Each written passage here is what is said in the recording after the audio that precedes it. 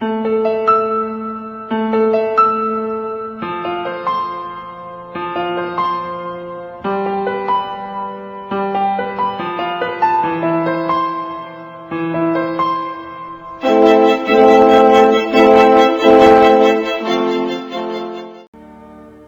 Lord be with you.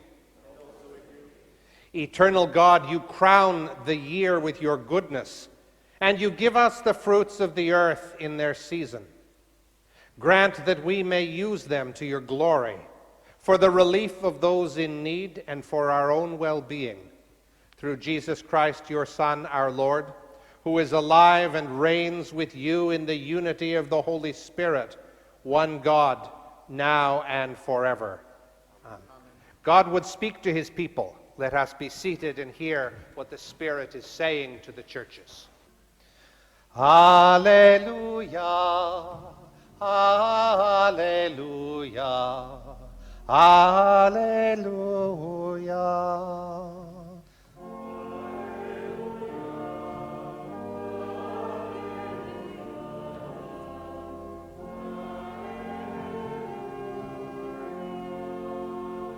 For life is more than food, and the body more than clothing. Alleluia, alleluia, alleluia. Hear the gospel of our Lord Jesus Christ according to St. Luke. Glory to you, Lord Christ. Jesus told the people a parable. The land of a rich man produced abundantly. And he thought to himself, what should I do? For I have no place to store my crops. Then he said, I will do this. I will pull down my barns and build larger ones, and there I will store all my grain and my goods. And I will say to my soul, soul, you have ample goods laid up for many years. Relax, eat, drink, be merry. But God said to him, you fool, this very night your life is being demanded of you, and the things you have prepared, whose will they be? So it is with those who store up treasures for themselves, but are not rich towards God. He said to his disciples, therefore I tell you, do not worry about your life, what you will eat, or about your body, what you will wear. For life is more than food, and the body more than clothing. Consider the ravens. They neither sow nor reap. They have neither storehouse nor barn, yet God feeds them. Of how much more value are you than the birds? And can any of you, by worrying, add a single hour to the span of your life? If then you are not able to do so small a thing as that, why do you worry about the rest? Consider the lilies, how they grow. They neither toil nor spin. Yet I tell you, even Solomon in all his glory was not clothed like one of these. But if God so clothes the grass of the field, which is alive today, and tomorrow is thrown into the oven, how much more will he clothe you, you of little faith? And do not keep striving for what you are to eat and what you are to drink. And do not keep worrying, for it is the nations of the world that strive after all these things, and your Father knows that you need them. The Gospel of Christ. Thanks be to you, O Christ. In the name of the Father, and of the Son, and of the Holy Spirit. Please be seated. The keen-eyed among you, 10 or 12 of you, while you were waiting for the service to begin, took a break from admiring all the wonderful harvest decorations here at the altar, and you stopped listening to the nimble fingers of Gabriele Catalucci as he was playing the prelude. And for extra house points, you skimmed the gospel reading. And so you know what's going to come next. You already noticed that there are 6 uses of the personal pronoun I in the speech that the rich man makes to himself. What should I do? I have no place to store my crops. I will do this. I will tear down my barns and build larger ones. There I will store all my grain. I will say to my soul, soul, you have ample goods laid up for many years. Take your ease, eat, drink, be merry. He's having a conversation with himself. At the end, he even addresses himself as if he were standing in front of a full-length mirror. When I was young, my mother would iron clothes in the little laundry room that was right off our kitchen. My mom used to talk to herself, and she was good at it. I would stand in the kitchen mixing a little carnation milk into my coffee, and there she would be talking to herself. And the question was never, Mom, what are you saying? The question was always, Mom, who are you saying it to? She was good. I sometimes suspected that she could take both sides of a dialogue and make it work. And I am married to a woman who does the very same thing. She's good at it too. And I have inherited some of those genes. And I don't mean a predisposition for keeping company with women who talk to themselves. I mean that I am that soldier too. I talk to myself all the time. I have those genes for intense and sometimes troubling self-conversation. I am that soldier. I talk to myself when I'm shaving in the morning. I talk to myself when I'm in front of my computer screen. I talk to myself as I'm walking down Via del Babuino, sometimes to the point that people actually turn their heads and notice and look a little bit concerned and bemused.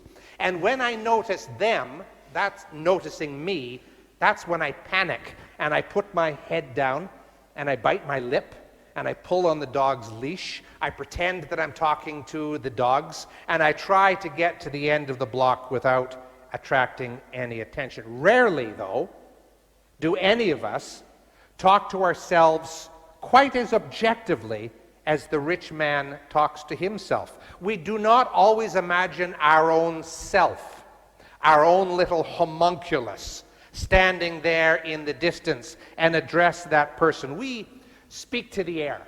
We speak to an imaginary colleague. We speak to an imaginary spouse. We say things that we thought we should have said, and we rehearse those over in our heads so that we have them nailed there, so that the next time we find ourselves in a similar situation, we'll know the words to say. Now, our parable this morning is introduced by 3 verses that you do not have in your text, and I'm going to read them for you. One of the multitude said to Jesus, "Teacher, bid my brother divide the inheritance with me." But he said to him, "Man, who made me a judge and a divider over you?" And he said to them, "Take heed and beware of all covetousness, for a man's life does not consist in the abundance of his possessions." And so the subject heading is riches, it's abundance, it's overabundance, but importantly for us, it's also desire and covetousness and envy. Today is Harvest Thanksgiving, where we give thanks to God for the myriad ways in which we have been cared for by God, who cares for us in ways that we are probably not even aware of, who has our back, by the earth for the richness of its cultivated fields, its forests, and its seas, by our husbands and wives, by our families who tolerate us. We are thankful for the relative peace of our land and for the peace of this city in which we live. We might even give thanks for the unknown person, for the stranger who collects our bins, teaches our children, farms our fields, transports our food by land and sea, and who cares for us when we're sick. We thank God that we have enough, that it is sufficient. And in every harvest congregation, amongst the altar party in the chancel maybe, Or in the nave, gospel side, fourth pew from the back, there is somebody who sings loudly in the days when we sing Thanksgiving hymns, who sings loudly, all good gifts are sent us by heaven above, but it was largely paying lip service to the idea of harvest and Thanksgiving because, frankly, he or she could see it far enough. They were never preferred among their siblings. They were never valued at work. There were folk who had a duty of care towards them, coaches, line managers, mentors, who let it be known that in spite of their ability to stick to a task, they were perhaps too thick, too plain, too old, not favored, and so others were promoted around them.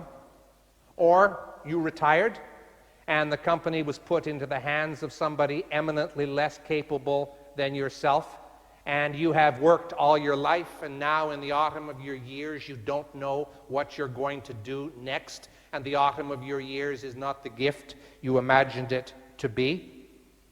You're bored to tears. Your children moved away and developed their own alliances, and now you are no longer mother or father in the way you wanted to be.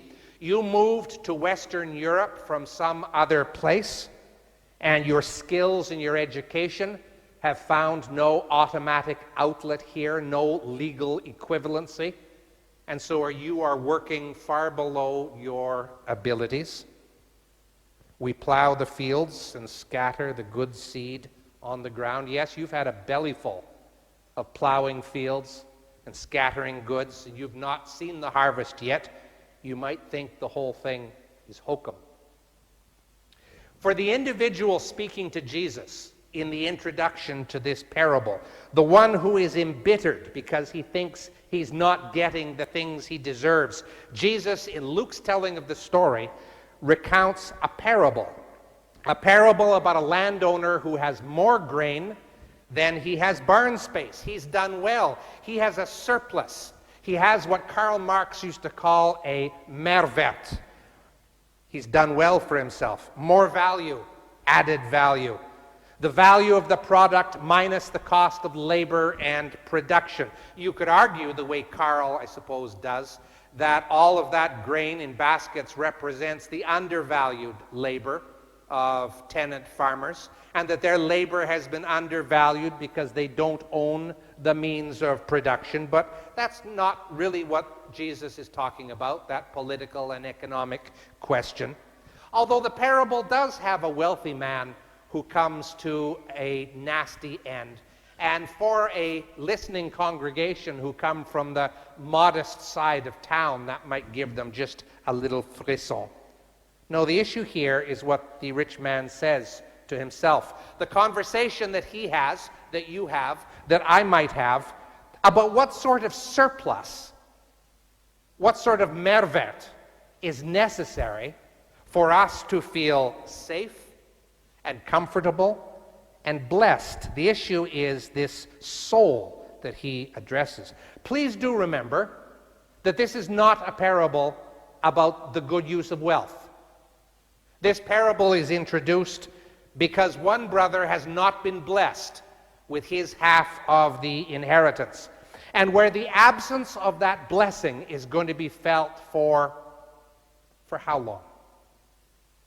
You have some experience of this in families. How long will the absence of that just blessing be felt? Always. Forever and ever. Unto several generations. The absence of expected stuff. It is going to dominate every exchange, be spoken about with grudge and bitterness to third parties. It's going to become part of family lore and will become the stated reason why anything bad has ever happened to this man, to his children, to his grandchildren. And what Jesus would do here is turn that aggrieved party to the side before the bitterness has had a chance to trash his insides, to turn him towards a parable person, a fictitious caricature of a wealthy individual upon whom the sun has shone with all its glorious rays. There he is, Daddy Warbucks, J.P. Gottrocks, Thaddeus Q. Vanderfella III. His name got pulled out of the envelope, not yours. And to make things worse, he is talking about the things he has that you do not have. I remember conversations with Jakob and I had in November and December when we had taken a firmer position with the people who use this place for concerts, and when we had taken a firmer position with our tenant, and when our church wardens had come to a consensus that this was what we were going to do. And we had made a modicum of progress on income. Well done us. We'd taken the other page and we'd rationalized a lot of our expenditures. And when we boiled the whole thing down, we came up with a piece of paper that, even if you looked at it conservatively, had a small surplus in it, there in a basket, waiting for us at the end of 2020. Wonderful treasurer, I said out loud on Via del Babuino, and somebody said to me, "Scusi?" Wonderful, determined church wardens, I said, a little more quietly this time. And then maybe I whispered to myself, "Superior vicar," standing in front of a full-length mirror.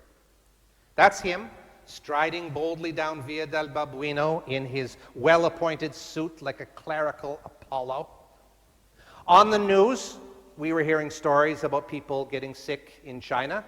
We didn't take it very seriously. Sick in a few places outside of China. We didn't take that very seriously. And then came February, and then came March, and it all went to hell in a handcart, and it's still sitting there firmly lodged in the bottom of the handcart. Nothing to show of the surplus. Back to square one on 1 cent and worrying about the future, which is not unlike the turning point in this parable, where the rich man suddenly hears, "You fool. This night your soul is required of you." Everything in order, everything well. And then a voice makes an entrance, which is not my voice and is something else. Not the voice of the rich fool, something else. Not the voice of anybody with all her ducks in a perfect row. "Fool, this night your soul is required of you." Defining the soul and the edges of the soul is the sort of metaphysical sermon that I dare not start this late into a sermon. But we know something here about what the soul is not. If you can make a claim to stuff and achievements, know this: your achievements will be forgotten. Your stuff will be given away. What is that patch of ground which is your soul when you clear it of the overburden of heavy-headed wheat, which causes you to talk to yourself about all that you have and all that you've done, and you forget who you are? Or when you clear away the sour tangle of weeds which cause you to talk to yourself and anybody who will listen about how badly you've been treated, and you forget who you are, and that you are not merely the product of a series of unfortunate circumstances at somebody else's hands. The necessity of preserving your gains, or the constantly rehearsed pain of grieving their absence, conditions, and perhaps even poisons every relationship you have with an other. For whatever stands on the far side of the personal pronoun I. Because it is the second case and not the first that Jesus is concerned about. He's concerned about cutting off envy, covetousness, desire at the bud. Who is the I that God addresses, treasures, loves, questions, requires? What does the person who loves you, who witnesses you having a fist fight in Piazza Navona, cry out to you from the sidelines? Leave it. Stop. You're better than that. Both the fictional rich man and the aggrieved younger brother are offered a moment of clarity. If having or not having becomes the litmus test of life, then you are the product of an accident of geography or an accident of temporal history, because you do not choose the place you are born. You do not choose whether you are born in a time of peace or in a time of war where you uttered your first wailing cry. You are of greater value than your circumstances. You are better than that. And it's worth not hiding behind your goods or hiding behind your grudges. None of them tells the story of who you are. And Jesus then pulls his disciples aside and says, look beyond your own selves. Look at the birds. Look at the flowers who exhibit God's glory with their scant resources. Look at communities and individuals who are less well-placed than you are, and yet are undoubtedly happier than you, more cohesive in their communities, more focused in their lives. Like all exigent messages, and this is admittedly an exigent message today, this sermon comes to you today from a tradition which places a high stock on the ability of men and women to change course in the midst of life. Our Bible is filled with such encounters and transformations. It comes from a church which takes it as given that God takes up ordinary things and transforms them into something new and beautiful. And it comes to you from a clergyman who knows that he is speaking to the living and to the mostly well, those who still have choices to make, those who might think that there is only one door to walk through because of habit or circumstance, but who in fact have before them many different ways of living. He speaks to you as Jesus spoke to an aggrieved younger brother. He asks, at long last, are you not tired of listening to your own voice? In the name of the Father, and of the Son, and of the Holy Spirit.